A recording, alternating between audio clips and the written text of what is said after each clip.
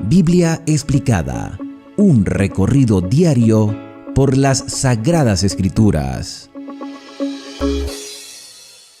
Hoy, en nuestro recorrido explicativo por las Sagradas Escrituras, hemos llegado al capítulo número 4 del segundo libro de los Reyes, continuando con el ministerio profético de Eliseo, el sucesor de Elías. Eliseo es un tipo de Cristo. Gran parte del ministerio de Eliseo fue mostrando el poder de Dios de manera milagrosa y sorprendente.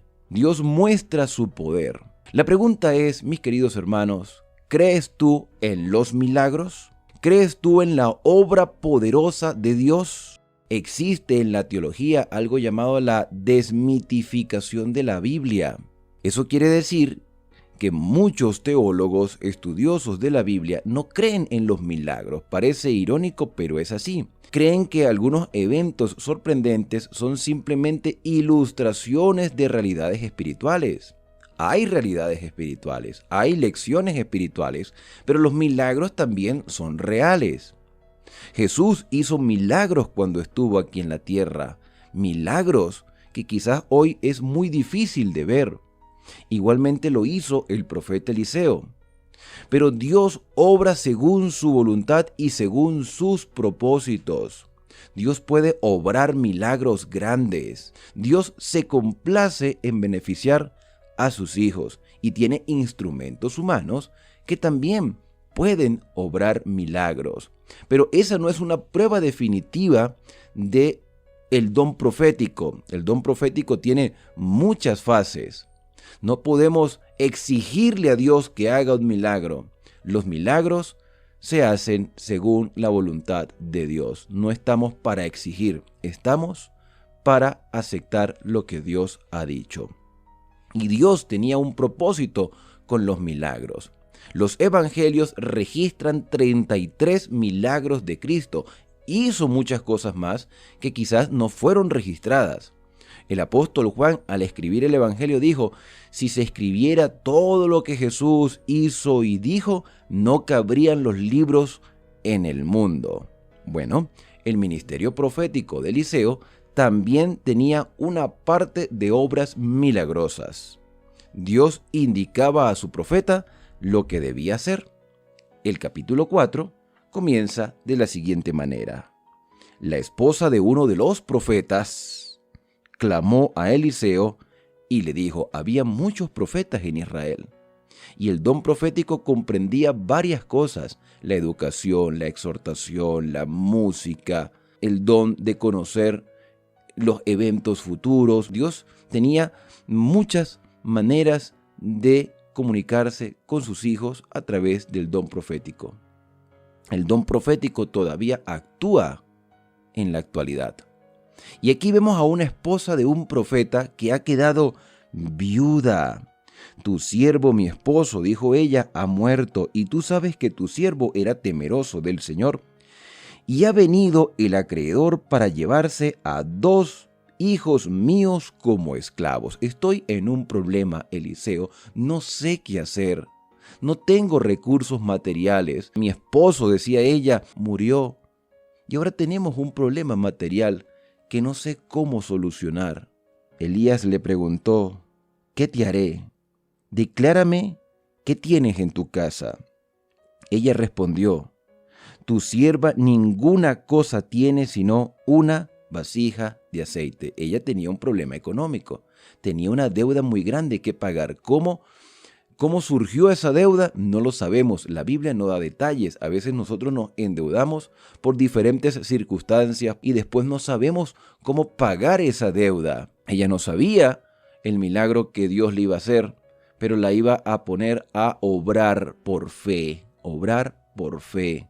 Una cosa es que yo diga tener fe y otra cosa es que lo demuestre a través de mis obras. Y él le dijo: ve y pide vasijas prestadas a todos tus vecinos, todas las que puedas conseguir. Entra luego y cierra la puerta tras ti y de tus hijos. Echa aceite en todas las vasijas y a medida que se llenen ponlas aparte. La mujer se fue, cerró la puerta, tras sí y de sus hijos. Ellos le alcanzaban las vasijas y ella echaba el aceite. Cuando llenó todas las vasijas, dijo a su hijo: tráeme otra vasija. Él dijo: no hay más. Entonces cesó el aceite. Entonces ella fue y se lo contó al varón de Dios, quien le dijo: ve, vende el aceite y paga a tus acreedores, y tú y tus hijos vivid con lo que quede. Dios le hizo un milagro, le proveyó herramientas para trabajar, le proveyó el aceite para poder comercializar y pagar sus deudas y administrar lo que tenía. Dios enseña lecciones de administración. A veces nos metemos en problemas económicos, pero Dios nos provee una solución poniéndonos a obrar por fe y nos da oportunidades de administración. Dios pudo haber dado el recurso económico de una, decir: aquí está el dinero, toma, paga la deuda. Pero después iban a tener más problemas porque se iban a volver a endeudar, y le proveyó un trabajo a esta mujer con el aceite. ¿Cuántas vasijas llenó? No sabemos, pero fueron bastantes, que fueron suficientes para pagar su deuda y vivir con lo que quedaba. Un segundo milagro lo vemos en la historia de una familia que hospedó al profeta Eliseo en su casa. Un día pasaba por Sunén Eliseo y una señora distinguida lo invitó con insistencia a comer, y cada vez que pasaba por allí se quedaba en casa a comer. Ella dijo a su esposo: veo que este hombre que siempre pasa por nuestra casa es un santo varón de Dios. Eliseo había dado un buen testimonio, un testimonio público. Las personas lo veían y esta familia de Sunem lo invitó a su casa. Te ruego que hagas, decía ella, le dijo a su esposo, te ruego que hagas una pequeña cámara de paredes. Haz un cuarto especial para este profeta de Dios. Pongamos en ella una cama, una mesa, una silla, un candelero para cuando venga se hospede en ella. O sea, amobló una habitación especial para los siervos del Señor. Un día vino Eliseo, se hospedó en aquella cámara y durmió en ella, sorprendido por la labor que había hecho esta familia. Entonces dijo a Giezi, su criado: llama a la sunamita. Cuando la llamó, ella vino, y él dijo a Giezi: pregúntale, ¿tú has estado solícita por nosotros con todo esmero? ¿Qué quieres que haga por ti? Eliseo se sentía agradecido por esa labor. ¿Necesitas que hable por ti al rey o al general del ejército? Ella respondió: yo estoy bien en medio de mi pueblo. Él dijo: ¿qué haremos por ella? Giezi respondió: bueno, ella no tiene hijos y su esposo es anciano. Posiblemente era una pareja estéril, o ella o su esposo eran estériles. No lo sabemos tampoco porque la Biblia no da ese detalle. El hecho es que no tenían hijos y el esposo posiblemente era algo mayor que ella porque se le llama anciano. Versículo 15, entonces dijo: llámala. La llamó y ella se paró a la puerta. Él le dijo: el año que viene, por este tiempo, abrazarás a un hijo. Ella dijo: no, señor mío, varón de Dios, no te burles de tu sierva.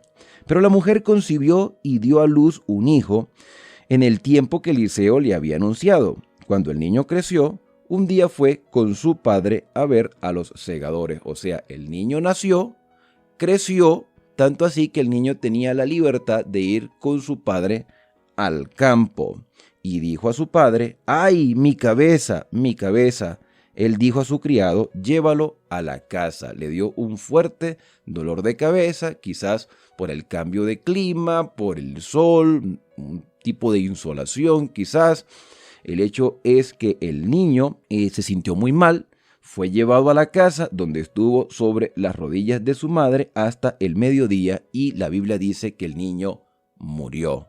El niño murió. El niño que nació por un milagro ahora había muerto, y esto entristeció claramente el corazón de esta madre. Ella no había pedido tener hijos. Para un israelita, para una persona que vivía en Israel, era importante tener hijos, pero ella en ningún momento solicita por hijos. Ella le dice al profeta, yo estoy bien. Ella había aceptado la voluntad del Señor de no tener hijos. Y ahora que Dios se lo había dado, el niño muere. Y esto, por supuesto, desgarra el corazón de esta madre, pero le brinda también una oportunidad de ejercer fe. Si Dios me dio este hijo de manera milagrosa, ¿por qué me lo quita de esta manera? Y ella ejerce fe y dice que subió y lo puso sobre la cama del varón de Dios, cerró la puerta y salió. Aquí la expresión cerrar la puerta se va a ir repitiendo a lo largo del capítulo.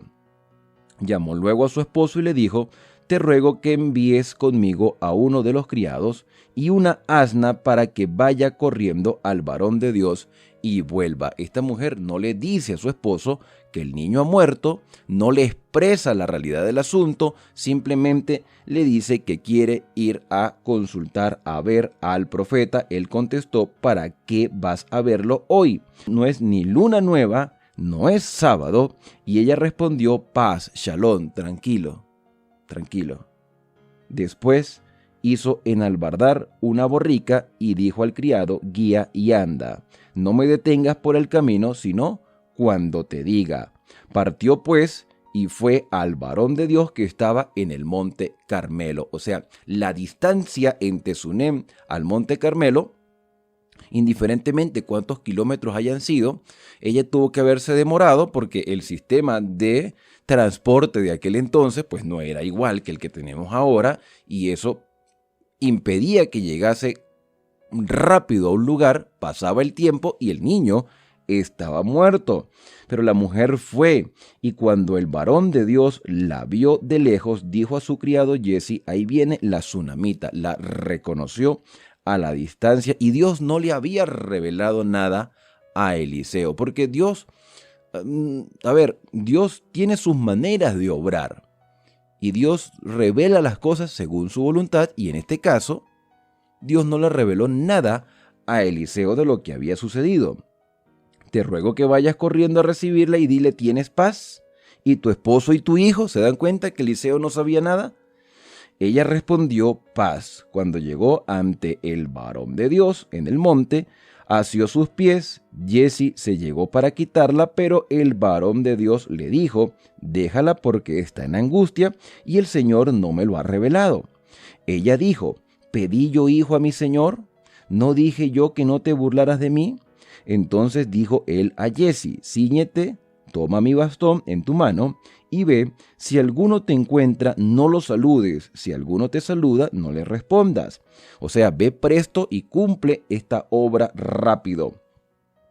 Y pon mi bastón sobre el rostro del niño. Pero la madre del niño dijo, vive el Señor y vive tú, que no te dejaré. La mujer fue persistente, no se conformó con el hecho de que Jesse iba como mensajero de salvación, de rescate para esa vida que ahora estaba allí inerte, estaba muerta. Y la mujer siguió persistiendo. Se quedó con el profeta Eliseo, mientras Eliseo entonces también iba al lugar, quizás un poco más lento, pero había pasado el tiempo. Eliseo ya no era el mismo hombre joven de años anteriores. Y dice el versículo 30 que la madre del niño dijo, vive el Señor y vive tú, que no te dejaré. Él entonces se levantó y la siguió. Jesse había ido delante de ellos y había puesto el bordón sobre el rostro del niño, pero no tenía voz ni sentido. Así Jesse volvió a Eliseo y le declaró, el niño no despierta. Cuando Eliseo llegó a la casa, vio al niño tendido y muerto sobre su cama. Entonces él cerró la puerta. El hecho de cerrar la puerta es una indicación de que muchas veces Dios obra en secreto, y oró Eliseo al Señor. Después subió y se tendió sobre el niño, poniendo su boca sobre la boca de él, sus ojos sobre sus ojos y sus manos sobre las manos suyas. Así el cuerpo del niño entró en calor. El niño estaba totalmente muerto. Lo mismo había sucedido a una mujer, la viuda de Sarepta, a la cual Dios también le hizo un milagro de sustentarla, y su hijo también había muerto y Dios le hizo el milagro de la resurrección. Estas son unas de las resurrecciones que se ven antes de la cruz, antes de la muerte de Cristo, antes del ministerio de Cristo en la tierra, se hicieron estas obras milagrosas de resurrección. Hubo otras más. Hay una más que está registrada después de la muerte de Eliseo, pero estas son las dos principales que se pueden leer en la Escritura, las dos resurrecciones de dos jóvenes, de dos mujeres que habían recibido la bendición de Dios de ser sustentadas y ayudadas en momentos precarios. Aquí vemos que esta mujer va a recibir la bendición de la resurrección de su hijo. Dice el versículo 35 que después se levantó, se paseó uno a otro lado de la casa, de nuevo se tendió sobre él, y el joven estornudó 7 veces y abrió los ojos. Entonces Eliseo llamó a Giezi y le dijo: llama a la sunamita. Él la llamó y al entrar ella le dijo: toma a tu hijo. Al entrar ella se echó a sus pies y se inclinó en tierra, después tomó al niño y salió. Y aquí termina la historia. O sea, termina la historia de este milagro. Dios tiene, y vuelvo a repetir, Dios tiene sus maneras diferentes de obrar y Dios puede hacer milagros, pero tú y yo no estamos para exigirle a Dios que haga nuestra voluntad, sino que se haga la voluntad del Señor. Dios puede resucitar a nuestros muertos, y sí, y lo hará. Y por fe tenemos la seguridad de que todo aquel que muere en Cristo será resucitado. Esa es nuestra bendita esperanza. Dios tiene el poder de levantar a los muertos, pero la muerte continuará. Por lo tanto, tiene que haber un día donde ya no habrá más muerte. Un día donde se le pondrá fin a la muerte. Porque estos jóvenes resucitados, en el caso del hijo de la viuda de Sarepta, al cual Elías resucitó, y el caso de este joven que fue resucitado, el hijo de la sunamita, ellos murieron nuevamente. Ellos volvieron a morir. Igualmente le sucedió a Lázaro, que fue resucitado después de haber estado 4 días en la tumba. Ellos volvieron a morir. Pero pronto habrá una resurrección completa, donde ya no habrá más muerte, ni llanto, ni dolor, ni clamor. Por eso, cuando le pedimos vida al Señor o le pedimos sanidad a nuestro cuerpo, ¿con qué intención lo hacemos? ¿Con qué propósito queremos seguir viviendo? Dios nos creó para vivir, no para morir, pero el pecado ha traído muerte a nuestra vida y ha traído circunstancias adversas. Y Dios quiere darnos vida en abundancia. Por eso hoy tú tienes una misión que cumplir. Tú tienes una obra que hacer. Si Dios te ha dado vida es porque tiene un plan contigo. Si aún no le has entregado tu vida al Señor, el Señor quiere salvarte del pecado y proveerte vida eterna en Cristo Jesús. Y si nos toca descansar, descansamos con la seguridad de la resurrección. Y si ya somos siervos del Señor, entonces cumplamos nuestra misión. Eliseo cumplió su misión. Hay 2 milagros más que aparecen en este capítulo. Ya llevamos 3. La multiplicación del aceite, el milagro del nacimiento dentro de una familia que no podía tener hijos, nace un niño. Este niño muere y es resucitado. 3 milagros en lo que va de capítulo, pero faltan 2 milagros más. Dice el versículo 38 que Eliseo volvió a Gilgal y había encontrado mucha hambre, y había entonces mucha hambre en la tierra. Había una crisis tremenda por los pecados de los reyes de Israel. Eso es lo que causaba el hambre, la mala administración.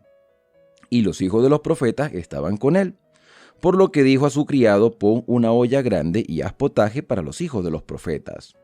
Uno de ellos salió al campo a juntar hierbas, halló una parra montés y juntó de ella una faldada de calabazas silvestres. Volvió y las cortó en la olla del potaje porque no sabía qué era. Después sirvió para que comieran los hombres, pero al comer aquel guisado dio voces: varón de Dios, la muerte en la olla, y no la pudieron comer.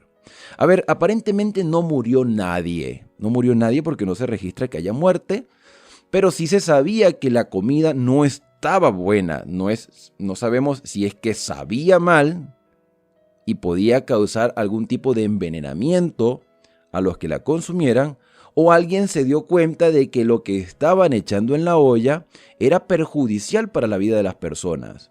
Ahora imagínense que están en una situación económica precaria porque hay hambre, hay escasez, hay dificultad para conseguir comida, y la poca comida que tienen para las personas que están alrededor está contaminada, dañada o está no apta para el consumo humano. Se tiene que botar, y esto causa un gran dolor porque era la única comida que iban a tener en ese momento.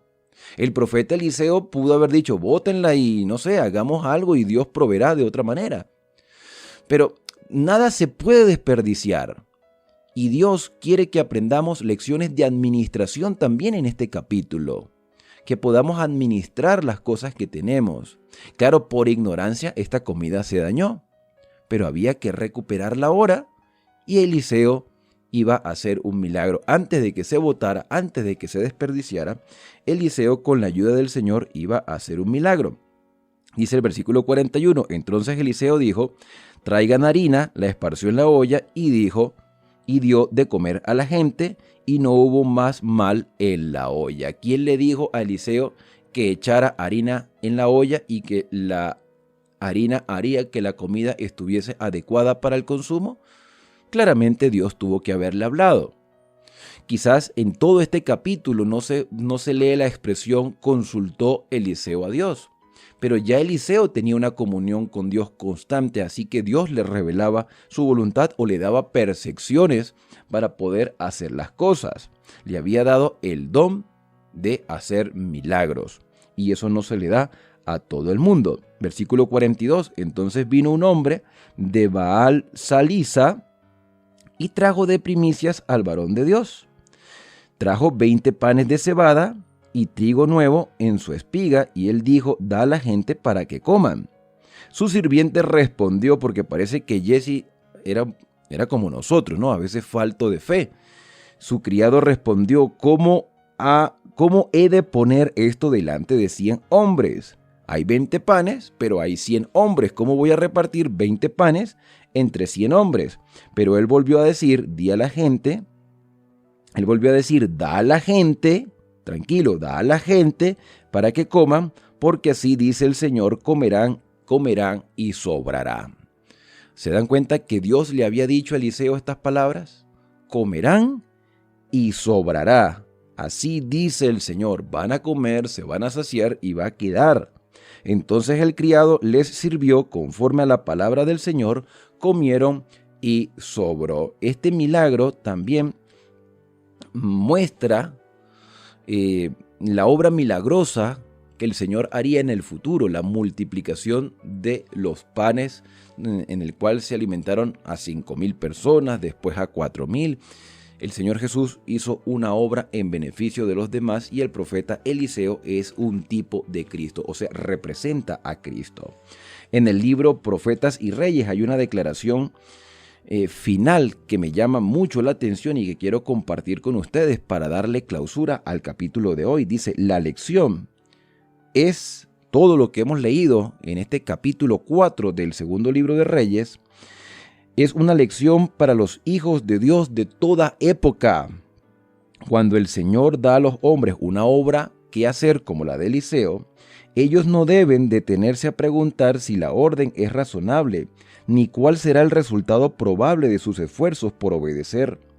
La provisión que tienen en sus manos puede parecer corta para suplir la necesidad, pero en las manos del Señor resultará más que suficiente.